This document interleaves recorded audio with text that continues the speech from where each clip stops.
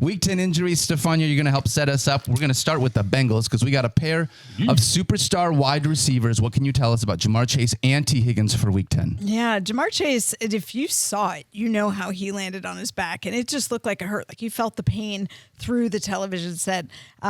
He did not practice on Wednesday. Now, he did come back and do a little bit on Thursday. It's a contusion. Luckily, no major structural damage, but very, very painful. And the question is just, can he be out there? I think it will go up to the game time, potentially a game time decision, but he's aiming to get back. Said he's been doing hyperbaric oxygen treatment. That sounds fancy, but just, oxygen promotes healing. So Sure. I think he's making the point. He's doing everything he can to get out there. T. Higgins, limited Wednesday, did not practice Thursday. When you see limited followed by did not practice, it always makes you wonder, did they do something in practice? Sounds like that was the case for T. Higgins now with a hamstring issue. These are not fun with wide receivers. We talk about this all the time. Here's the thing. He had not been doing great. Like, he finally came back in week 9 and had a T. Higgins-like game after the rib issue that had compromised him for a bit. Now the hamstring, you see he played 55 snaps. You see that high jump in utilization. Maybe not a surprise that a couple days later he ends up with a hamstring issue. So I'd be a little more concerned about his status. In the event that both are out, obviously we know Tyler Boyd will see a big tick in targets. Trent Irwin will see some work as well. And keep in mind this name, Andre Yoshivas from the school that Stephania Bell built. Princeton University caught a touchdown a couple weeks ago, and an interesting, very big-bodied athletic prospect. He is also a wonderful human being. Deep league dart throw right there. If both are out, but it sounds like Chase has a chance. For what it's worth, Phil doesn't know how to say Cartier, but Andre Yoshivas, the fifth-string wide receiver from the Bengals, you got that one down pat, man. That's what it's all about. All right, let's talk about some Vikings players too, Stephania. Just like those two, we got a couple of superstars with Minnesota. Justin Jefferson, potentially wondering if he will be back for us here in Week 10, and what's up with TJ Hockenson as well. So Justin Jefferson, everybody waiting on him after the hamstring, went on IR and looking towards his possible return. He did have his practice window opened. He has been out there, but he also made it clear he doesn't want to come back till he's 100%. Really hard to tell if you're 100%, Justin. I hate to tell you this about a hamstring injury. There's no way to really know till you're testing it. That being said, I think they're thinking what we're all thinking now that we've seen what Josh Dobbs can do in Minnesota in the absence of Kirk Cousins, and that you certainly don't want him going back out there and having a setback. So I do think that Justin Jefferson is a little longer before we see him come back. I don't think it's this week. TJ Hockenson with a rib injury, based on both what Coach Kevin O'Connell and Hockenson have said, I do expect him to play. And it's good to hear for you, Daniel. And it's not just that, too. Yes, that is good to hear. That's very accurate. I mean, really, I should just be asking you, what's your status? That's true. I don't know why I'm going Breathing through okay? these. Yeah, everything feels good, so I'm no problem. We'll be starting TJ Hockenson this week. Really quickly, too, if we're not going to have Justin Jefferson, it has been at wide receiver Jordan Addison and KJ Osborne. KJ Osborne has been in the concussion protocol. Any chance we will see him, or will we have to go deeper than that within this receiving core? Well, that remains to be seen. TBD. All right, we'll talk about that on Powell, FF Now. a name to keep an eye on for this weekend as well. There are going to be some interesting dart throws this weekend. I can tell you that much. Not Long excited shots, about can't that. wait for it. And with all the notables on bye. Yes, could be there worthwhile. are plenty of them as well. All right, let's talk about a running back here, Aaron Jones. Yeah, this one's fun. Yeah. So tell me about it. Fun, Fun is seeing Aaron Jones when Matt LaFleur said he's going to be unleashed, seeing it actually happen. Seeing that he was unleashed. Aaron Jones, look at his utilization, 20 for 73 and a touchdown on the ground. Also had a few catches.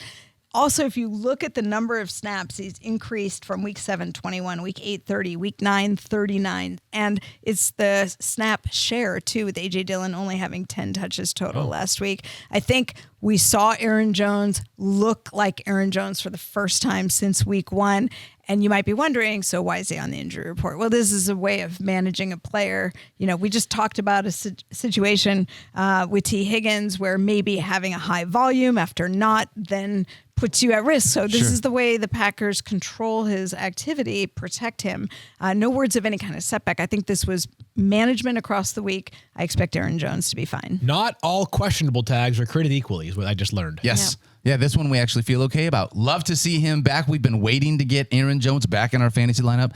Couldn't happen. I hope you started at a better him last time. week. Yeah, absolutely. All right, a couple more quick fire ones here, Stephania. The aforementioned Drake London. It's not his fault. He's not been playing well. Not his fault. He had a groin injury either and was forced out of last week's game. Limited practice this week. Expect him to go. Was he upgraded to full yesterday, Drake London? Yes, he was. There you go. Even better. Yeah. Awesome. Even better about that. All right. How about Josh Downs? We talked about him earlier in the week with that knee injury, Stephania. Any better with him, or should we plan to go a different direction? Well, here's the thing. There were 2 Colts who didn't travel to Germany. He was not one of them. Yeah. So it's interesting that he went, although he has yet to practice. So that was weird. Yeah, it makes me think that door might be ajar for him, but he only played 12 snaps before he went out with aggravation of that knee injury last week. So I would think they'd be a little more hesitant about putting him back in after that happened, but we shall see. Super weird. Yeah, I just feel like even if, unless it's a 100%, let's call it like a 75% chance you play, do you really get a guy on a 9-hour flight there and back for 3 days? Sometimes it's a way of hey, we want him here to rehab with us, or he's an additional piece. He can be used selectively. I mean, there's a lot of factors. I kind of thought he might be ruled out too, but I'm not. Maybe he's always wanted to go to Germany, guys, and maybe that's it too. Is maybe he's a really good cheerleader. Too. Yeah, maybe that's what it is. Good in the locker room. Team decided to take him with him. We'll figure out a little bit more about Josh Downs a little later on this weekend.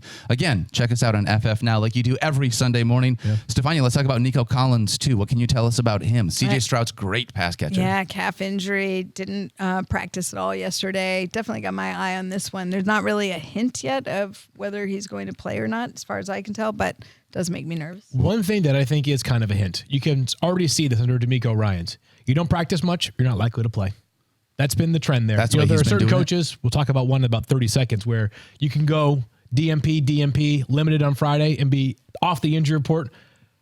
I don't think D'Amico Ryans falls in that category, so I'm with Stephania. Keep an eye on Nico Collins being unavailable this weekend. Noah Brown would see a larger role if that's the case. I just picked up Noah Brown. No, I love Nico Collins. Nico, if you heard that, I didn't mean that personally. I just mean, Noah Brown's on my roster. So. Robert Woods did return to practice yesterday as well.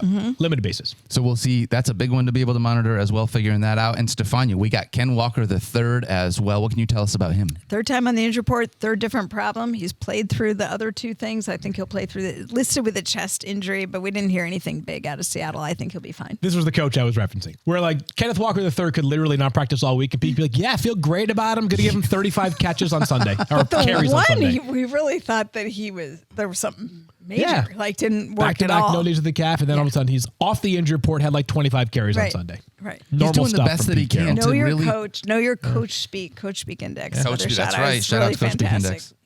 There's another one of those things. Ken Walker III just keeps holding off Zach Charbonnet over and over and over again. This dude has been fantastic. Got to find the end zone, though. He has not found the end zone for 3 straight games here for KW III. Keep an eye out, too. David Montgomery could be returning this week. Yes, very excited about that. We will talk about those Lions running backs in a little bit. Thank you so much, Stephania. Make sure you follow her on the X. Go wear my Kyle Pitts shirt. That's right. At Stephania _ESPN. Go follow her there for all the incredible stuff that she does. Thank you very much, if you do Stephania. end up shopping at Supreme, use the code BELL for 12% off.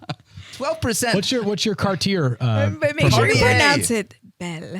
Oh, I like that. Bella. That sounds more designer. That's a lot better. We'll go Italian. 20% off. Yeah. Yes. Promo code BELL. So then the ring you buy will only be $45,000 as opposed to 85,000. Yeah. Thanks, Stephania.